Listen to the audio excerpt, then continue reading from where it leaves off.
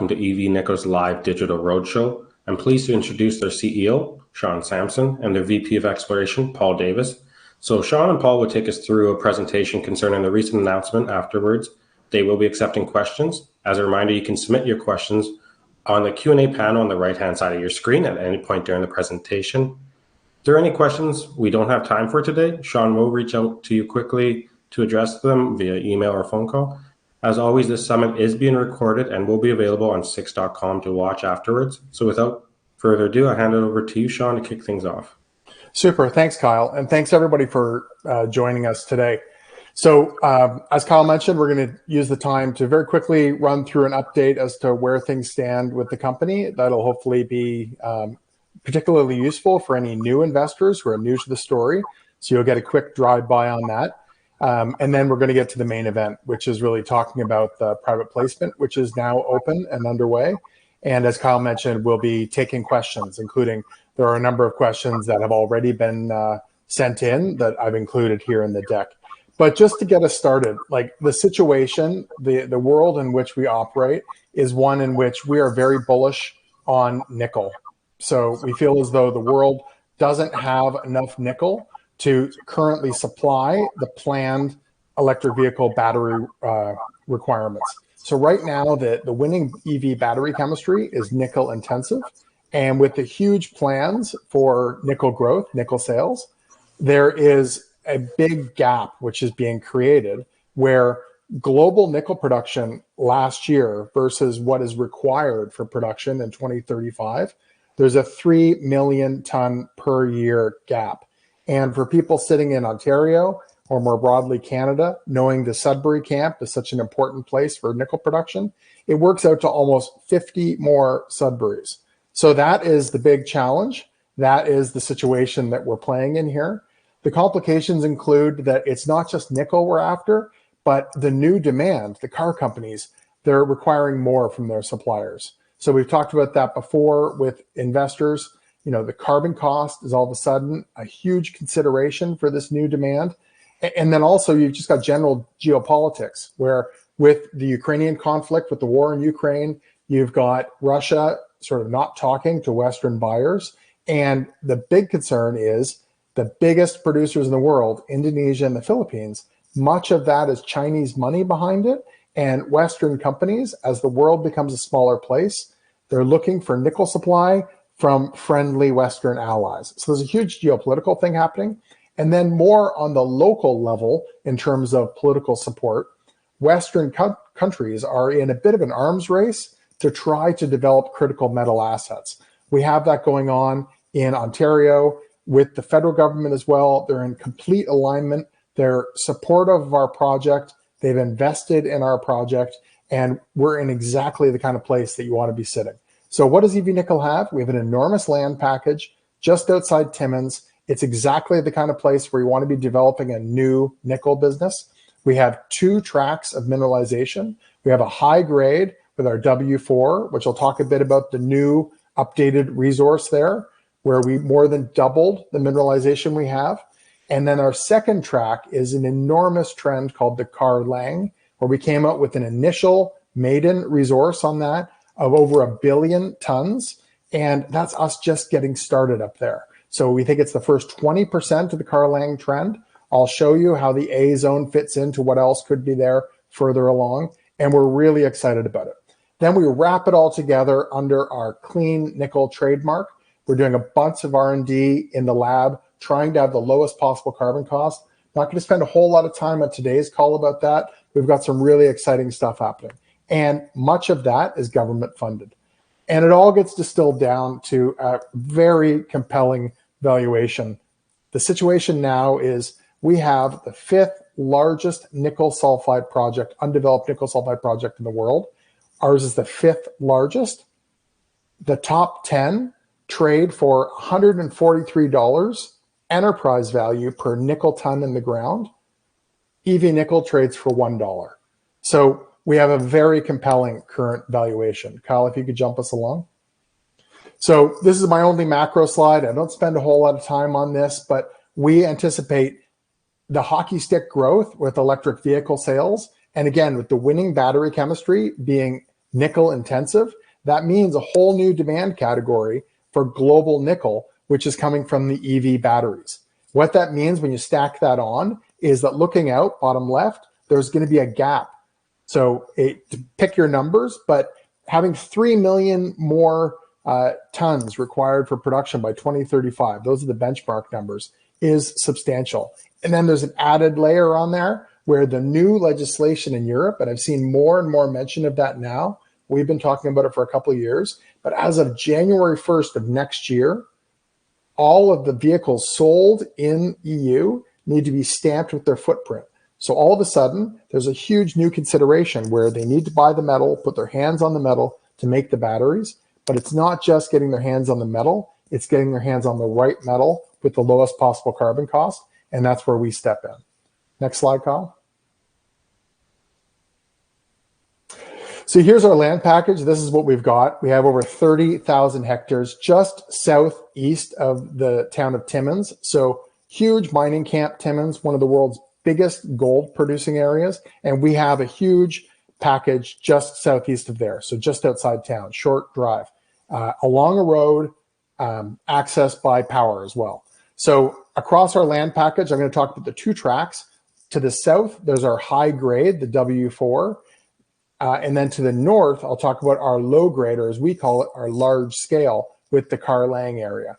Neat thing about the Shaw Dome includes there's been historic production. So we're looking for more mineralization at a place where there has been past production, which is where you want to be. Plus, there's great synergies on the high grade because our W4 is across the street from a privately held high grade deposit. There could be some nice synergies there. But even more important, there's a permitted mill 7 kilometers away, the Redstone Mill.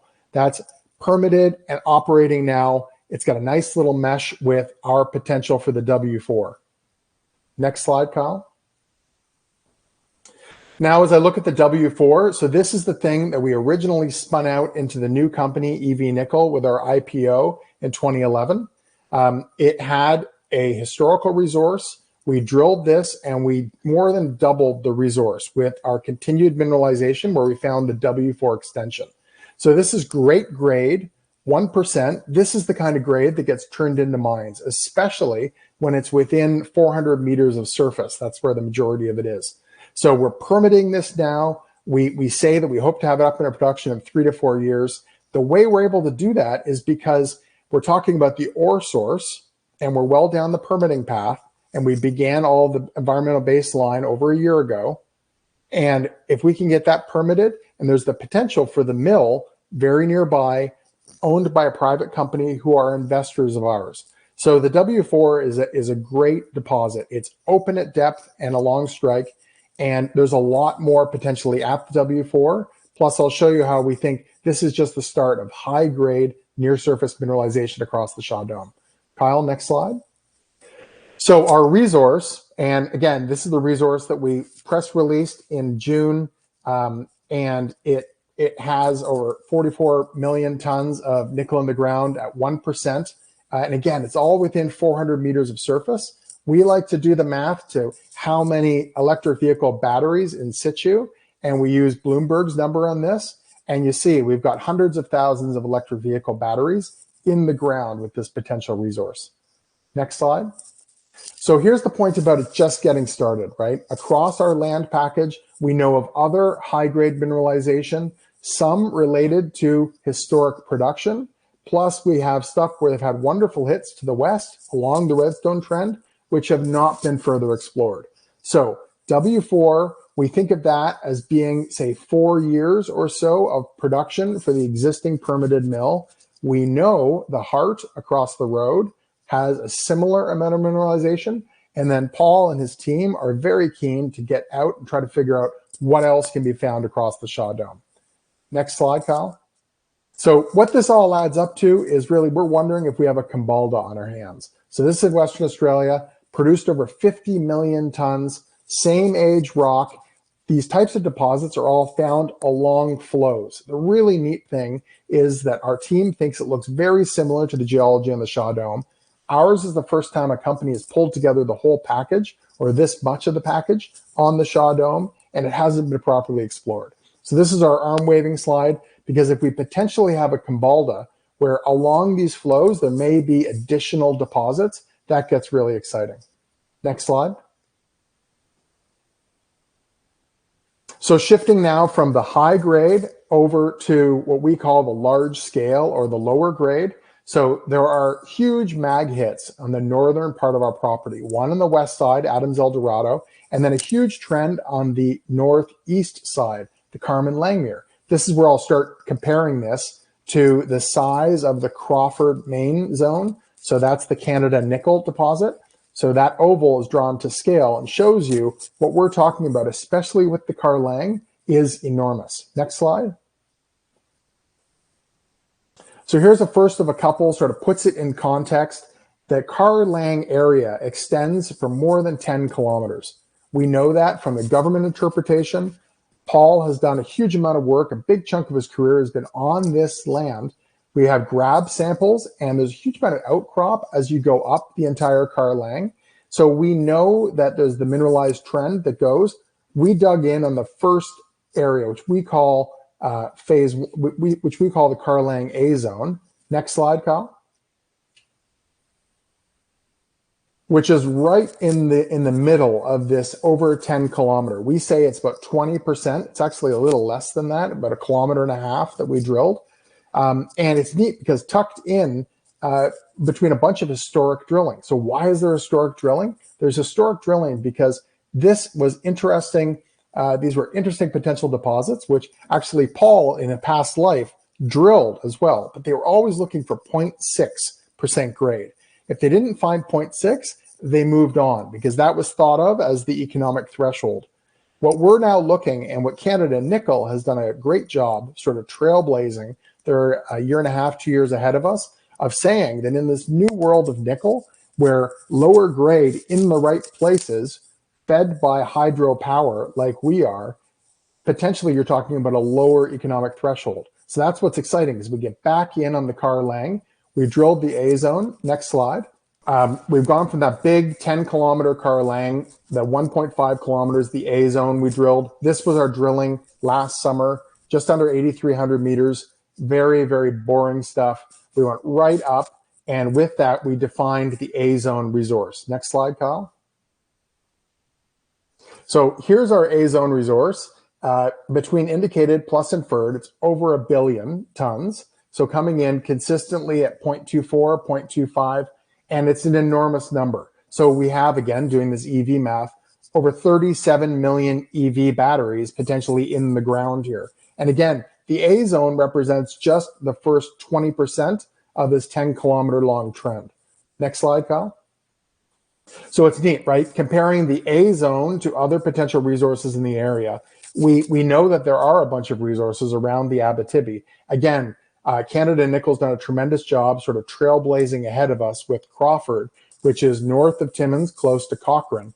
And it's really interesting to compare because there is no excess processing available. It all needs to be built to bring these potential large-scale targets into production. If we compare, though, ours has all been clear-cut by logging already, so there's access to the drill versus the requirement to chopper in. And the big difference is we have minimal overburden on ours. So we have outcrop, about 15% of our mineralization is outcrop, meaning there's no overburden and it comes above surface. So with others, including Crawford, they average about 40 meters of overburden, which is very difficult, leads to a worse strip ratio. And what it means is you need to invest a whole lot of CapEx before you're into the mineralization. The Carlang A zone could potentially be up and running very quickly with minimal overburden. And then there's the point about the depth of the pit, right? We modeled ours down to 400 meters because clearly we would go a long trend, even though the majority of our holes bottomed in the Dunite and we could have gone deeper. We didn't play those games.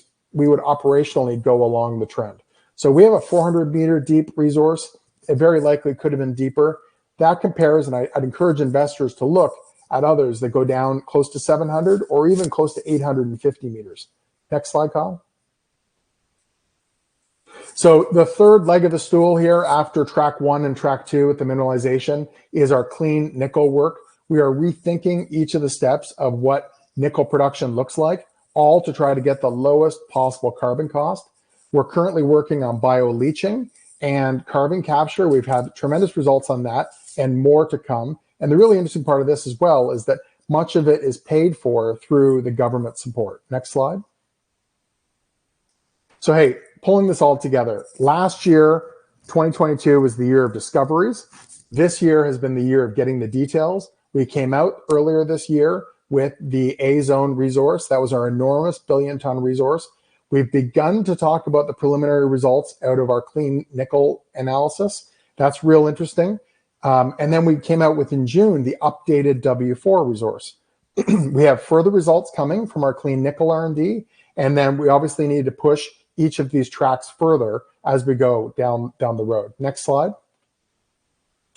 Okay, here's where we get into the cap structure. And here's the stock chart with everything we did last year. There wasn't much recognition from the market. We had the spike when we came out with the A zone resource and stock popped up. We've traded right back down, even though we came out with the W4 resource, which again was more than a doubling. So today, where we're trading 7-8 cents, values the company at about 4 million equity value. We 51 million shares outstanding. We list here our cash. The reason we're having this discussion is because of the private placement. That was our cash as of the end of March. Next slide, Kyle.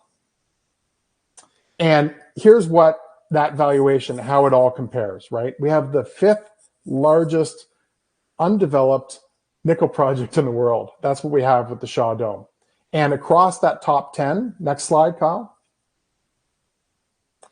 Across that top 10, I mentioned this at the top, here are the numbers. The top 10 averages $143 of enterprise value per resource ton in the ground, and we trade at 1. So we think there's a hugely compelling valuation gap there. That's what happens when we're trading as low as we are. So here's our private placement. We announced that this week. We're looking to sell up to $1 million Canadian. That's at 6 cents per unit. Each unit is a common share plus a warrant. The warrant is a 9-cent 2-year warrant. Use of proceeds is towards continued exploration up on the Shaw Dome, plus some general corporate expenses. We're likely to close this in tranches over the coming weeks. We're into that now. Next slide, Kyle. Okay, here's the meat of the discussion. So we obviously have a bunch of questions. We've been sort of since Monday fielding these sort of nonstop. So let me just run through some of the questions that the company received prior to this presentation. So the obvious one is, why now? Why didn't you raise back at the peak, back around March? So the decision on the financing is that right now the company needs the funds, as we said, to continue advancing the company. So playing Monday morning quarterback, we should have raised money up in the 20s or the 10s. I take full responsibility for that. We thought, in combination with the board, we felt like as the stock began to rise, we were then beginning to narrow that valuation gap. And it's a tough thing to look at a stock chart going up and thinking you're still undervalued. We chose not to raise at that point. Complete lesson learned. We should have taken money then, as the old timers say, always take the money. But we should have made a better decision then and had a higher valuation for this next round of raising for the company. So again, I take responsibility for that. It was an error. We're raising now because we need to continue advancing the company. So, okay, another question that's come in is, why can't you partner with deep-pocketed allies to try to co-develop? So there is no strategic partner willing to invest right now. I promise you, we've been negotiating with many, many other options, and these have fizzled out over between sort of April and June. And now we're financing in the summer at a price, as we just looked at that stock chart, below where we were before the resources came out. So obviously it's far from ideal. And again, I take responsibility for that. In terms of deep-pocketed allies, so I've said before that we continue to work away at 3 broad groups, and we can refer to them as allies. And these are the types of groups that I want to be positioned with as we go forward in our growth. Those 3 broad pools, and I've said this before, include car companies, mining specific private equity funds, let's call them, and then larger mining companies. So none of these three groups, or at least the many representatives of each of those groups that we've been in contact with, want to jump in on a company of our size. They just don't write checks this small unless they wanted to buy the whole thing outright, which from a shareholder's perspective at this valuation, we're not keen to do. So the size of our assets attracts them. And we've said that as we've explained to investors that there certainly is interest, especially after we came out with the Car Lang resource. But then the size of the company really hurts discussions and negotiations with them. So the car companies of those three groups, in my experience, they're most interested and willing to jump in at the next stage, the PEA stage, because they see a clearer path at that point to actually production, which is what they want, which is the product. And they understand the commercial side of the future business once we put dollars on it. They struggle with the 43101 resources. So car companies, I know what their thinking is. The other two groups, the mining PE funds, or let's say PE generally, so large pocketed investors, and also the larger mining companies, clearly they understand mining and resources, the people we're talking to. But again, it comes back to it's very difficult for them to enter into a company of this size. So to summarize on this one, we continue talks. They're in our future plan, but not right now. And I will tell you that to be doing a financing in the situation we're doing it now means we have gone down a lot of other options before we jumped into this one here. I think it represents a super compelling opportunity for new investors, obviously. It represents an interesting opportunity for averaging down for existing investors. But, we are where we are. And I promise you that we've been running down many other options before we got to this point. So another question that comes in, are you still confident that there's more mineralization there? Paul, I'll let you answer on this one. Sure. But do you think we can continue putting more meat on the bones? Thanks, Sean. For sure, with the two zones we've already defined, Car Lang A, we do know it extends for 10 kilometers along strike. It represents only 20%. And we do have the surface sampling and past diamond drilling that shows the zones are there. This summer, we have been doing further surface sampling to really define the rock types and the potential grades along the zone. And we're pretty encouraged by what we see and think that lots of potential on Car Lang A. W4, when we drilled W4, we only drilled it down to about a 450 meter vertical depth was our deepest hole. And we still see that the mineralization is open at depth and a long plunge to the east. So we certainly have not closed off W4. Now that's the two known zones. So that's kind of like the brownfields already explored, started to get a feel, see the growth potential for those. But there's also the potential to find additional high grade and large scale deposits throughout the Shaw Dome. We have over 100 kilometers of prospective strike length. And I would be really more shocked if we didn't find another zone than if we did. Yeah. So, and in terms of sort of where we're at from our experience, and we are very bullish on the assets. We think we have wonderful assets. And frankly, we anticipated a different reaction from the markets when we came out with these resources, because they are very real assets, and having the resources lets you now talk about the very real assets that we have. So I think in terms of our confidence in the underlying assets, we're at a very good spot. So, and again, it's a tremendous entry point for potential new investors.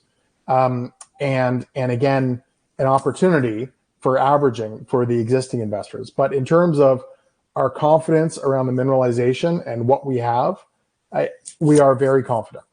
So, okay, next question, how will you narrow the gap on the valuation? And I'll combine this with, why can't you market as aggressively as some of the other nickel juniors, because these two are meshed. So again, we have excellent assets. I think they compare very favorably with neighbors in the district. But an important thing here is that when we think about the known nickel assets, we're not all racing for some tiny door to get through, which is often the distance, right? I say this to investors because it's not some foot race that people who are in great jurisdictions like we are in Timmins, Ontario, Canada, and have enormous mineralization like we have with Carlang or with others have around Timmins. We're not all racing to become the one, right? Again, the world needs, based on, let's say, the benchmark numbers, 3 million additional nickel tons per year by 2035. That's almost 50 times what is produced by Sudbury. So the world needs, let's say, Crawford, which I talked about in this presentation, our Carlang. It needs every other large nickel deposit, which is in a good jurisdiction, near a road, fed by clean power. These need to be developed. So the market needs to see the value and be told that story. That's on me if I'm telling in the right way and in the right places. Based on that stock chart, clearly we could do better. So another thing to just highlight is that's really where our focus has been. It's been on developing the story. So we spend a tiny fraction of what some other junior miners do on paid promotion. So right now, Six is hosting this event for us. It's a private placement event, but we use their back end. That's an example of the paid promotion we do, but that is really the extent of it. We don't do much in the world of paid promotion. And if I was to market the story like, as is questioned, other junior mining companies, I need to change that approach, spend more on paid promotion, and get access to situations that others are promoting in. So, that's obviously on the horizon. It's not something that we intend to jump in with both feet. We do plan, though, to continue telling more and more investors as often and as widely as we can about what we have.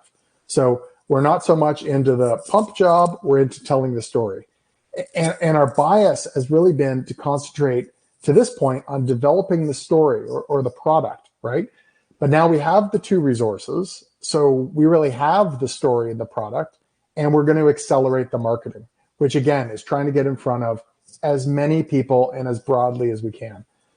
So, maybe I'm not a natural nickel promoter. And again, I've mentioned a few times now that Canada Nickel has done a wonderful job trailblazing ahead of us.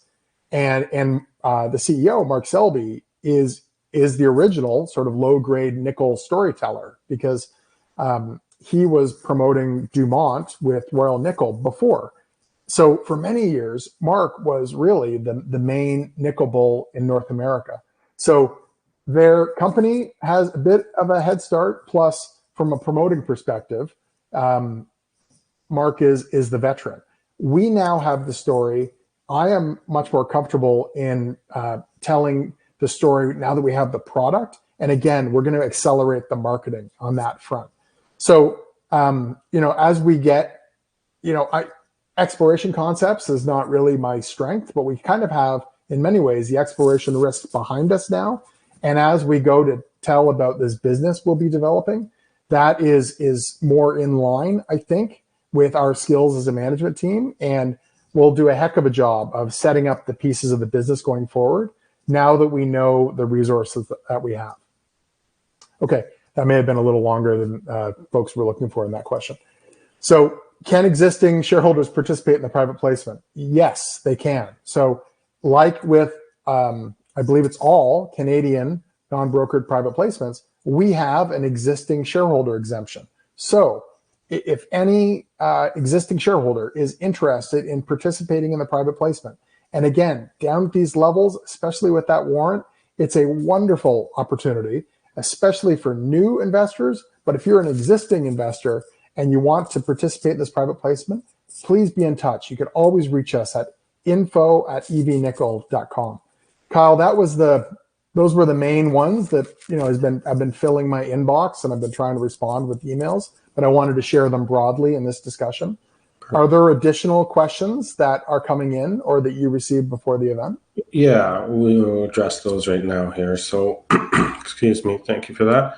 Do have a few pre-submitted ones here. How much will EV Nickel owe Rogue for the resource payment now that W4 resource is done?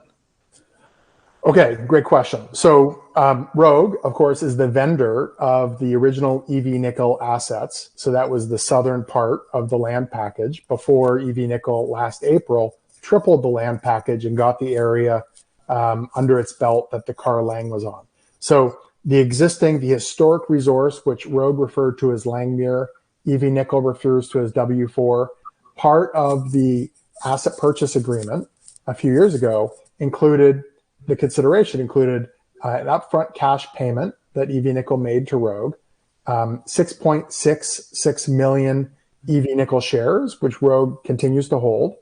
And then the third part was a resource payment based on the success of EV Nickel's exploration on the existing Rogue land with a very detailed formula, which has all been disclosed on CEDAR in the financial statements.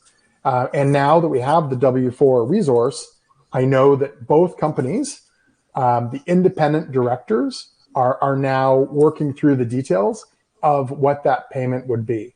So folks may remember from that resource payment, the headline was up to $5 million to be paid based on EV Nickel's decision between cash, shares, or a combination. So a few things. By the formula, the focus is really on the indicated pounds that were added to the resource from the historic. It is, unfortunate for the Rogue shareholder, me included, it is well short of that headline max 5 million. It's in the hundreds of thousands of dollars worth. And that's going to work out to, a value of shares.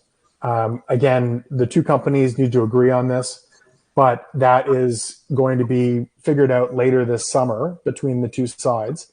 But it's nowhere near that max 5 million from the resource payment. So the answer would be, I believe it's in the couple hundreds of thousands dollars, which will work out. Again, it's all in the disclosure around how the shares would be calculated, but it's off of a VWAP, so a volume weighted average price from before and after the announcement date in June. And then it needs to be trued up, and this is why it hasn't been done yet. It needs to be delivered to Rogue within 60 days of the technical report being filed for the W4 resource. So EV&I is going to file that later this month. So this means that it needs to be settled by the end of September. So that's the sort of what's happening. That's the rough quantum, but it still needs to be settled by the two groups of independent directors. And I suspect there'll be news on that in the coming weeks.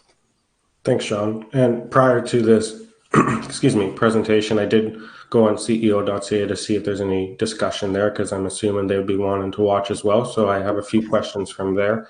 I'll try and rephrase it here a little. Do you have any plans to sell any of the company's assets to maybe strengthen the balance sheet? Yeah, so I have followed a bit on the discussion boards as well, and I know that there's probably some more negatively toned questions about that front. So look, we are attempting to continue on with our strategy, which is advancing these assets towards a clean nickel business. And I have talked about how we've been in ongoing discussions with sort of allies or major partners into the company, also into the asset level.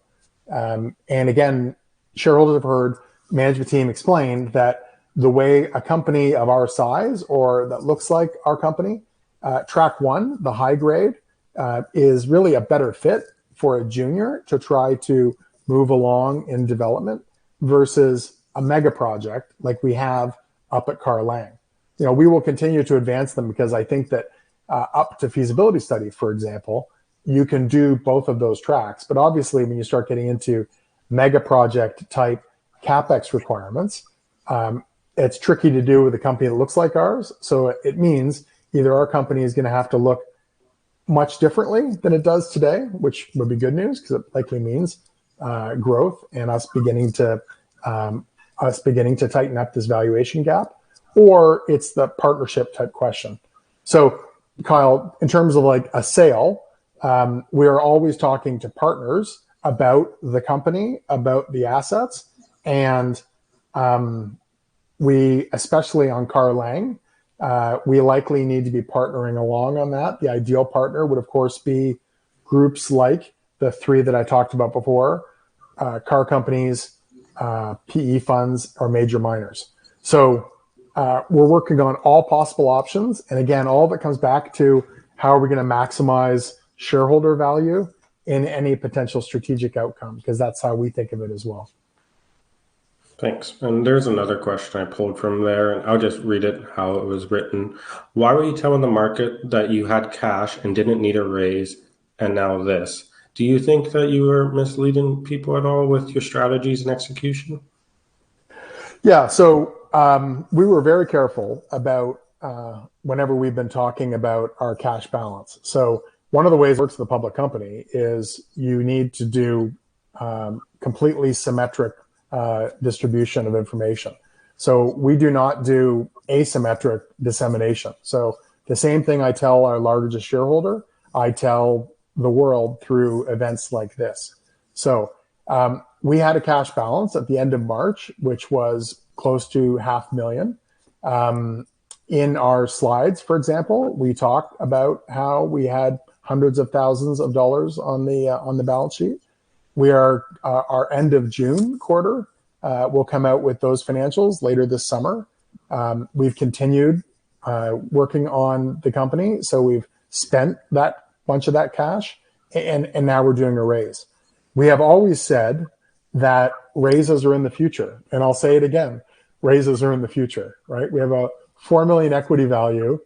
We're currently working on a private placement for a quarter of that. And I'm talking about a potential project where we have a 1 billion ton resource, and then another one with 40 million pounds of nickel in the ground, more than 40 million pounds of nickel in the ground. You know, to square that circle, there will be more raises. So that's the sort of thing we're in as we're looking to build the company. There are ways other than continuing to dilute all of us shareholders to raise money, of course, whether it means selling parts of your assets in the form of a straight up sale, or in something like a royalty where you give up future potential revenue. So all that's in the cards. But back to the question, we have always been clear that, you know, we had some cash, we were continuing to work. Obviously, that cash becomes less. And in this call today, and in all communications with investors, I've explained that we've been working on lots of different options to bring in more cash. Here we are. We're doing a private placement, not at great terms, obviously. Again, that's on me. But in terms of our communication to the market, it was explained to me that one of the problems of running a small company, which is always in growth mode like ours, is as soon as someone catches a whiff that you're looking to raise money, they begin to, you know, manipulate things. And I think if you look at our stock chart, you could jump to some conclusions on that. I'll leave investors to do that. But, you know, we are where we are, having spent down some of our cash. I certainly hope we've never misrepresented. We have filed financial statements, and I'd encourage investors to be reading those. Thank you, Sean. Appreciate the thorough explanation. And I'm going to go to the Q&A here now and try and ask any questions that haven't already been addressed. Neil has one here. When will you be listed on an American exchange? Yeah, that's a great question. So we do have an OTC listing, as they refer to in the US. There are 3 tiers of the OTC. We're at the bottom one now, which is, I might be dating myself with the term, but it's the equivalent of like the pink sheets. There is no active market. So we have the paperwork in place for that. It costs a little bit of legals to bring us up. But back to this point earlier about I now need to be marketing more broadly. That's certainly on our list of where we want to be investing, is to get that OTC listing up to the level wherein US investors have easier access. Similar to, and it's a cheaper thing to do in Europe with the German listing, we want to have the same in the US. So great question. It's on our horizon. We have the paperwork ready to go. It's really a function of whether we want to make that investment right now, but very clearly, as we talk about marketing more broadly, that opens up a big part of the world. Thank you. And Jan has a question about a technical study and the cost of it. What would a PEA cost, and how long would it take? Yeah, so we've been working on those numbers because obviously that's the next step after a resource on both the A zone for Carr Lang and for the W4. PEAs, they vary in cost. We're deep into better understanding those numbers right now. It's probably in the $50,000 to $100,000 level for sort of the report.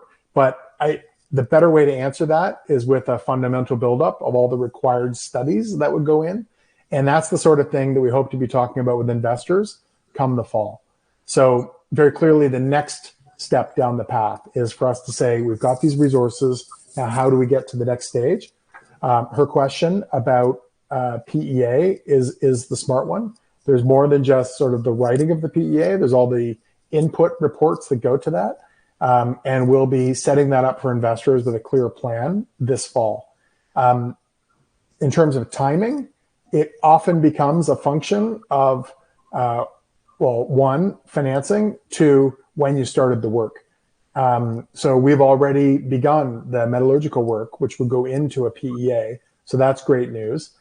So much of the pieces that will be required for a PEA have already begun. So in terms of timing, we'd like to be able to talk about those details come the fall, and we'll be able to share with the market a detailed plan of how we get there. But that is the sort of thing that I'd like to be talking about in the first half of 2024. So like to have the report in hand. So that's kind of how I think about my timing, that is going to be a deliverable in the first half of 2024. But we need to do some more work, lay it out for the market, both what the question is, budget and time.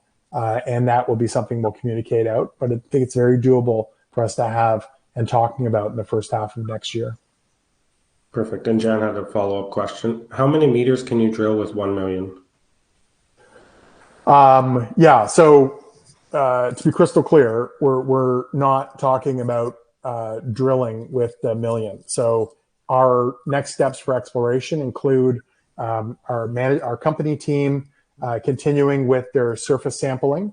If it's a philosophical question of how much you can drill for $1 million, we've said before that our all-in per meter cost is $250. So one can do the math. If the question is about how many meters should we expect out of this private placement, that's not the direct use of proceeds from this private placement.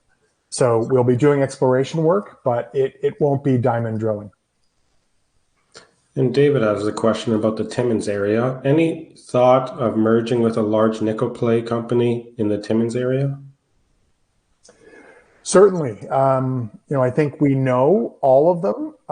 We're in touch with most of them, direct contact. If we mean major miners, back to what we were saying before about the three groups with whom we're in conversation, that would include groups larger than us in the Timmins area. But hopefully one of the themes that investors are taking away from this call is that, we're open to all options. It's about trying to maximize shareholder value and help us down that path as quick as we can go. So very clearly, especially for the large scale track, we will need either to look much different or partner with others, and groups that are already in the Timmins area are on that list. Thank you. And I think Kieran's question, which is the last in the queue, and I think it's a great way to end this interview here. What near-term catalyst can investors look forward to for EV Nickel? Yeah, so near-term will include, we've got, and I mentioned this on an earlier slide, we'll have updated news coming out of our clean nickel R&D, which is really exciting stuff. It continues to advance.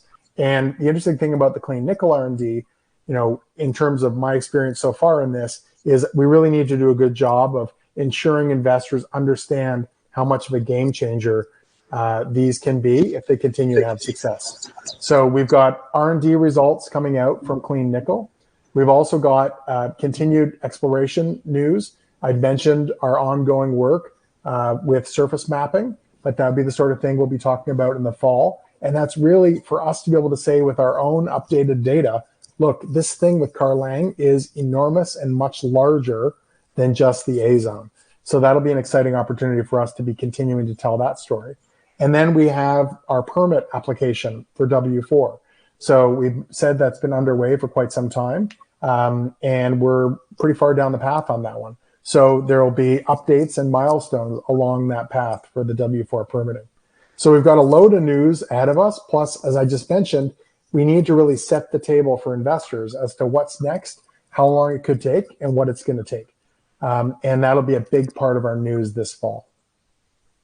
Perfect. Sean, Paul, thank you so much for your time. If there are any last words, please have them now. Otherwise, the recording will be available on six.com in the coming days. Yeah, thanks, Kyle. And thanks to all the investors for participating. We are always available with questions about your company, info@evnickel.com. That includes existing shareholders who want to participate in the private placement, or any other questions that people have that can be direct into us through that email. So again, thank you very much for participating on this call today. We think that the valuation of the company, whether buying in the secondary market, represents deep, deep value. And I think we showed you that with those comparable slides. And then this private placement for participants coming into that, either new shareholders are getting a tremendous entry point, or existing shareholders, as painful as it is for all of us, it's a real interesting opportunity for us to average down. So thank you very much, and we look forward to continued communication about your company. Perfect. Thanks, Sean. Thanks, Paul. Have a good one, and thanks the audience for tuning in today.